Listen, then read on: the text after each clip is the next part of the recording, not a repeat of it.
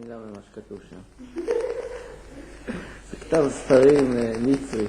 המכשיר הזה בודק כמות אבק באוויר, וקוראים לזה משהו מטר. קוניה מטר.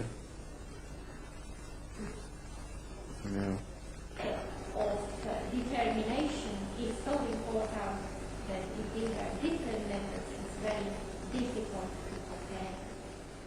From your point of view. אני ממליץ על טיפול של בית מטבחיים למשך 3 פעמים ביום, למשך שבוע. אם אין שיפור, אז...